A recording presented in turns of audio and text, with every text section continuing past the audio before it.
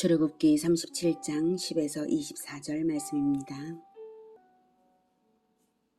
그가 또 조각목으로 상을 만들었으니 길이가 2규빗, 너비가 1규빗, 높이가 1규빗 반이며 순금으로 싸고 위쪽 가장자리로 돌아가며 금태를 둘렀으며 그 주위에 손바닥 넓이만한 턱을 만들고 그 턱 주위에 금으로 태를 만들었고 상을 위하여 금고리 넷을 부어 만들어 네 발 위 네 모퉁이에 달았으니 그 고리가 턱 곁에 있어서 상을 매는 채를 꿰게 하였으며 또 조각목으로 상맬 채를 만들어 금으로 쌌으며 상 위에 기고 곧 대접과 숟가락과 잔과 따르는 병을 순금으로 만들었더라. 사랑하는 형제 여러분, 7월 25일 월요일 저녁 묵상에 오신 것을 환영합니다. 하나님의 언약 백성 이스라엘이 하나님과의 교제의 장소인 성막을 만들고 있는 중입니다. 9절까지는 법궤를 만들었고요. 10에서 16절은 진설병상, 즉 떡상을 제작한 사실을 보도하고 있습니다. 출애굽기 25장 23에서 30절에서 여호와께서 제작하라고 명령하신 방법 그대로 제작했습니다. 진설병상의 위치를 보겠습니다. 바로 여기에 떡상, 진설병상 이것이고요. 그리고 등대가 여기 있는 서로 마주보고 있는 성소의 자리입니다. 그리고 이렇게 지성소를 향해서 바라보면 이쪽이 떡상이고요. 이쪽이 금등대입니다. 진설병상의 그림은 바로 이것입니다. 12개의 진설병을 6개씩 쌓아서 놓았고요. 그 옆에 유향잔을 올려놓았습니다. 이 떡은 무교병, 즉 누룩 없는 떡입니다. 제사장들은 매 안식일마다 새 떡을 올려놓았고요. 상에서 내린 떡은 제사장들이 거룩한 곳에서 먹었습니다. 하나님께 올려드린 떡이지만 12개의 떡인 것을 보면 누구를 먹일 떡인지 알 수 있죠. 바로 이스라엘 12지파를 먹일 영적인 양식이라는 의미입니다. 제사장들은 하나님을 섬기기 위해 안식일마다 12개의 떡을 올려드립니다. 영적인 양식을 준비하여 하나님을 위해 백성에게 먹이라는 가르침이죠. 설교자인 저로서는 설교로서 그렇게 하라는 것임을 곧 알 수 있습니다. 하나님을 위하여 매주 정성껏 준비한 매주일의 설교를 하나님의 백성들이 받아먹고 그렇게 가르치는 설교는 설교자 자신을 다시 성장하게 하는 영적인 양식이 됩니다. 한 주 전에 올린 묵은 떡을 제사장들이 거룩한 곳에서 먹도록 되었는데요. 백성을 위한 영의 양식으로 자기들도 먹고 산다는 의미죠. 저는 체험적으로 그것을 잘 압니다. 저에게 있어서는 설교가 영의 양식을 먹는 때입니다. 설교자이기에 그만큼의 영의 양식을 준비하고 준비하면서 이미 먹고 있다고도 볼 수 있지만 설교를 할 때마다 저는 하늘 양식을 공급받고 있는 것입니다. 영적인 원리대로 육적인 것에 반영되기 마련이니까요. 영의 양식으로 잘 섬기는 것이 삶을 윤택하게 할 것은 분명합니다. 영의 양식으로 잘 섬기는 것이 성도들로 하여금 영의 양식을 잘 받아먹고 그럼으로써 또한 하나님께서 베풀어 주시는 육의 양식도 먹게 하는 것입니다. 이 떡은 말씀이고 또한 예수님이십니다. 예수님이 말씀의 진리를 인생살이로 보여주신 영적인 떡이십니다. 예수님은 성찬식을 베푸실 때에 떡을 나눠주시면서 예수님의 몸에 비유하시며 십자가에서 찢기실 몸을 기념하여 성찬식을 명하셨습니다. 구약시대 이스라엘은 유월절 양을 잡아먹을 때에 무교병을 함께 먹었죠. 유월절 양이 예수 그리스도를 예표하는데요. 무교병 역시 예수 그리스도를 예표합니다. 어린 양이 그리스도의 대속의 죽음으로 죄의 대가를 처리하는 역할을 나타낸다면 떡은 그리스도가 영혼의 양식이 되어주시는 것을 나타냅니다. 무교절, 6월절로부터 시작해서 무교절이 7일간이고 그 7일간은 무교병을 계속 먹잖아요. 그래서 떡은 그리스도를 믿는 언약 공동체가 일생 동안 7이라는 완전수의 기간인 그 구원받은 생애 내내 거룩한 떡, 죄가 끼어있지 않은 그러한 거룩한 가르침을 먹으면서 예수님께서 다시 오실 날까지 그 거룩함을 유지하여 살아가라 라는 그런 것입니다. 떡은 그리스도가 영혼의 양식이 되어주시는 것을 나타냅니다. 요한복음에는 예수님이 바로 그 떡이라는 사실을 분명하게 말씀하십니다. 요한복음 6장 47에서 58절 말씀. 진실로 진실로 너희에게 이르노니 믿는 자는 영생을 가졌나니 내가 곧 생명의 떡이니라. 너희 조상들은 광야에서 만나를 먹었어도 죽었거니와 이는 하늘에서 내려오는 떡이니 사람으로 하여금 먹고 죽지 아니하게 하는 것이니라. 나는 하늘에서 내려온 살아있는 떡이니 사람이 이 떡을 먹으면 영생하리라. 내가 줄 떡은 곧 세상의 생명을 위한 내 살이니라 하시니라. 그러므로 유대인들이 서로 다투어 이르되 이 사람이 어찌 능히 자기 살을 우리에게 주어 먹게 하겠느냐? 예수께서 이르시되 내가 진실로 진실로 너희에게 이르노니 인자의 살을 먹지 아니하고 인자의 피를 마시지 아니하면 너희 속에 생명이 없느니라. 내 살을 먹고 내 피를 마시는 자는 영생을 가졌고 마지막 날에 내가 그를 다시 살리리니 내 살은 참된 양식이요 내 피는 참된 음료로다. 내 살을 먹고 내 피를 마시는 자는 내 안에 거하고 나도 그의 안에 거하나니 살아계신 아버지께서 나를 보내심에 내가 아버지로 말미암아 사는 것 같이 나를 먹는 그 사람도 나로 말미암아 살리라. 이것은 하늘에서 내려온 떡이니 조상들이 먹고도 죽은 그것과 같지 아니하여 이 떡을 먹는 자는 영원히 살리라. 네. 그리고 63절에서는 말이 영이라고 말씀을 하셨습니다. 63절 살리는 것은 영이니 육은 무익하니라. 내가 너희에게 이른 말은 영이요 생명이라. 그러니 예수님의 말씀이 생명의 떡이고 예수님이 실천으로 보이신 공생애가 예수님이 실천적인 그 모범이 되는 그 공생애가 바로 생명의 떡입니다. 우리의 생명의 떡입니다. 그리고 예수 그리스도의 말씀은 2000년 전 그날 예수님의 입술에서 나온 것만이 아닙니다. 구약 성경 전체를 통하여 가르치신 진리, 그것이 그리스도의 말씀입니다. 진리는 구약과 신약을 관통하며 다시 오실 예수님으로 완성되어 가고 있습니다. 이 생명의 떡을 공동체가 먹기 위해서는 준비하는 자가 있어야겠죠. 교회 공동체는 물론 가정 공동체에서 이 떡을 매일 먹기 위하여 떡상을 준비하시는 우리 모두가 되기를 축복합니다. 다음 17절.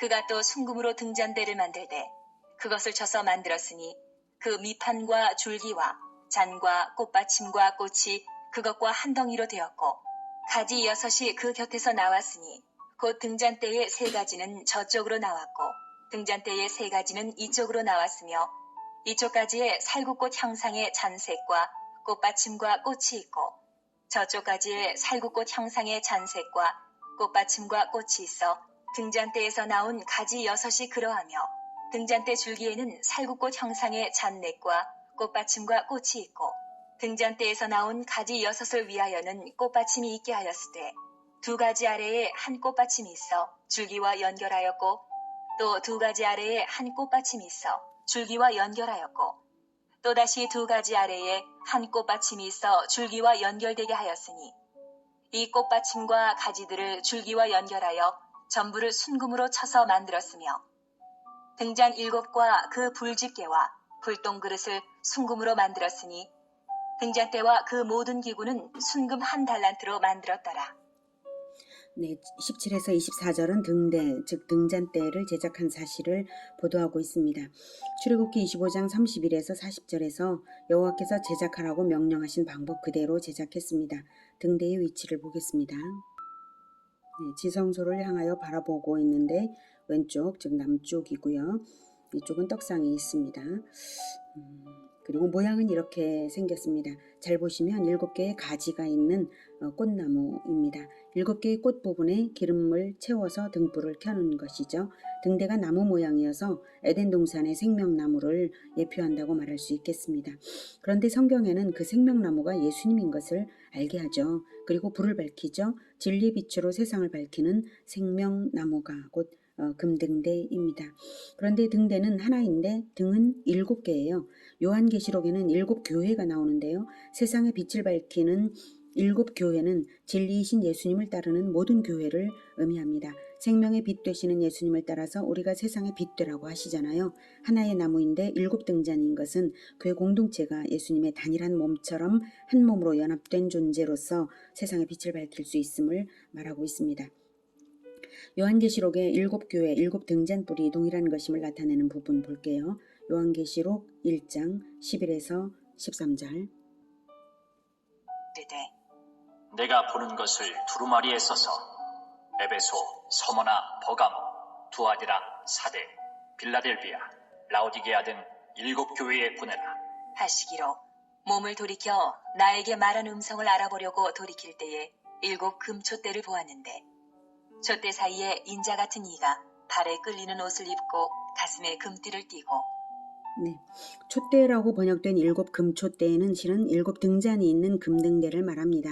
발에 끌리는 옷을 입고 가슴에 금띠를 띈 것은 대제사장의 복식이죠. 바로 영원한 대제사장이신 예수님이십니다. 예수님이 7 교회 사이를 거니시는 것을 나타내신 것입니다. 20절에 바로 내가 본 것은 내 오른손에 7별의 비밀과 또 7 금촛대라. 7별은 7 교회의 사자요 7 촛대는 7 교회니라. 이렇게 7별이 7 교회의 사자라고 설명을 해주시죠. 그러니 교회들에게는 천상의 사자들이 붙여져 있습니다. 천상적 존재인 사자들이 붙여져 있습니다. 교회들과 동행하시며 교회의 사자들을 주관하시는 분이 교회들에게 보낸 메시지가 바로 오늘 이 요한계시록인데요. 7 교회는 단지 숫자적인 7이 아니라 오고 오는 모든 시대의 모든 교회들을 의미합니다. 7은 전체를 의미하는 상징수이니까요. 2장 1절에서 에베소 교회의 사자에게 편지하라. 오른손에 있는 7별을 붙잡고 7 금촛대 사이를 거니시는 이가 이르시되 이렇게 확인이 되고요. 그래서 7별을 붙잡고 7 금촛대 사이를 거니시는 이. 그래서 아까 7 교회 중에 하나 첫 번째 에베소 교회에게 말씀을 하신다. 이렇게 확인이 되고요. 그리고 5절에 에베소 교회에 계속 말하죠. 그러므로 어디서 떨어졌는지를 확인하고 회개하여 처음 행위를 가지라. 만일 그리하지 아니하고 회개하지 아니하면 내가 네게 가서 내 촛대를 그 자리에서 옮기리라. 내 촛대를 그 자리에서 옮기리라. 회개하지 않고 행위가 구원에 합당하지 않으면 처음에는 구원받았을지라도 나중에 세상을 밝히는 빛의 역할을 할 수 없다는 말씀이죠. 말씀을 배웠으면 회개가 있어야 하고 행위로 나타나야 합니다. 안 그러면 교회가 아닌 것이 됩니다. 빛을 옮기시겠다는 것은 더 이상 진리를 가르치지 못한다는 것입니다. 온전한 회개와 행실이 없으면 성경의 진리를 깨닫지 못하고 가르칠 줄도 모르게 되는 것입니다. 이 말씀이 7 교회, 즉 모든 교회에게 주신 말씀이라는 것은 그 7 교회들에게 각기 다른 메시지를 주시지만 결론적으로 귀 있는 자는 성령이 교회들에게 하시는 말씀을 들을지어다. 교회들에게 라고 하시는 것으로 알 수가 있습니다. 7절에 귀 있는 자는 성령이 교회들에게 하시는 말씀을 들을지어다. 이기는 그에게는 내가 하나님의 낙원에 있는 생명나무의 열매를 주어 먹게 하리라. 이렇게 말씀하시죠. 일개 교회가 아니라 교회들에게, 성령이 교회들에게 하시는 말씀입니다. 그래서 에베소 교회만 들으라는 것이 아니죠. 그래서 귀 있는 모든 자가 들으라고, 성령을 받은 모든 자들은 알아들으라고 하시는 말씀이므로 모든 교회, 모든 성도에게 주시는 말씀인 것이 확인이 됩니다. 2장 11절에서도요. 똑같이 이렇게 서머나 교회인데 귀 있는 자는 성령이 교회들에게 하시는 말씀을 들을지어다. 이기는 자는 둘째 사망의 해를 받지 아니하리라. 이렇게 말씀을 하셨고요.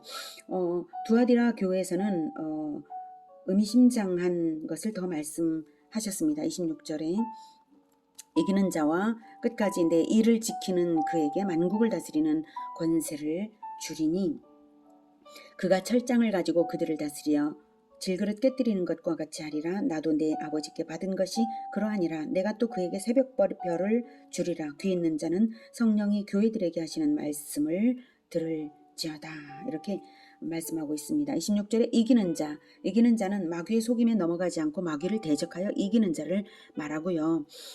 내 일을 지키는 그는 바로 예수님의 일, 즉 진리의 빛을 밝히는 일과 생명의 양식을 먹이는 일입니다. 진리의 빛이 불신 세상을 비추는 복음을 예표한다면 생명 양식은 12개의 떡이니까 공동체에게 성경의 가르침을 교회 공동체에게 먹이는 것을 뜻합니다. 세상에 선포하는 복음과 교회에 먹여주는 말씀 양식의 일을 끝까지 포기하지 않고 계속해서 지키는 그 자에게는 만국을 다스리는 권세를 주신다고 하셨으니 모든 민족 제자화가 되게 하신다는 뜻이고요. 철장을 가지고 그들을 다스려 질그릇 깨뜨리는 것과 같이 하리라는 것은 말씀의 권세로 죄를 물리치며 다스리는 권세를 있게 하신다는 주신다는 뜻이고요. 새벽별을 주리라는 어둠을 밝혀서 밝는 날을 가리킬 진리의 빛 역할을 하는 영광스러운 사명을 주신다. 즉 재림주 예수님을 기다리게 하는 그 역할을 하는 것입니다. 그런데 이 새벽별이 곧 하나님의 아들이고 예수님이시라고 성경의 다른 부분에서도 말씀을 하시는데요. 사탄도 새벽별이었던 때가 있었던 것도 아주 인상적인 점입니다.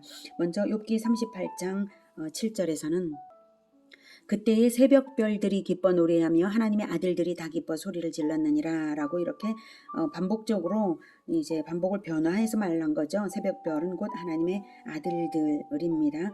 요한계시록 22장 16절에서는 나 예수는 교회들을 위하여 내 사자를 보내어 이것들을 너희에게 증언하게 하였노라. 나는 다윗의 뿌리요 자손이니 곧 광명한 새벽별이라 하시더라. 이렇게 예수님 자신이 광명한 새벽별이라고 밝히셨고요. 이사야 14장 12절에서는 너 아침의 아들 계명성이여 어찌 그리 하늘에서 떨어졌으며 너 열국을 엎은 자여 어찌 그리 땅에 찍혔는고 라고 원수 마귀에게 하시는 말씀이거든요.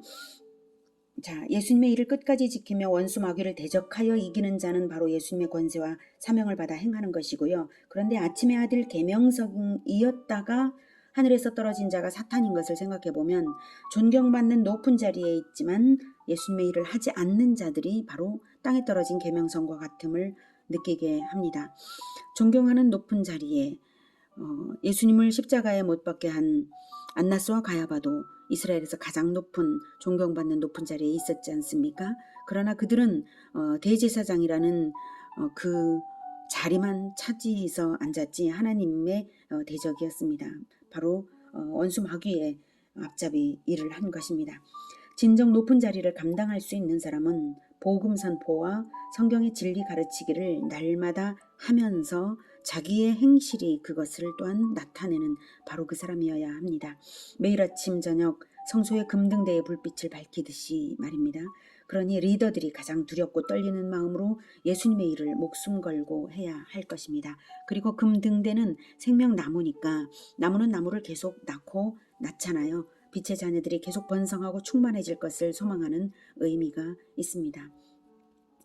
제사장은 성소에 들어갔을 때에 가장 먼저 하는 일이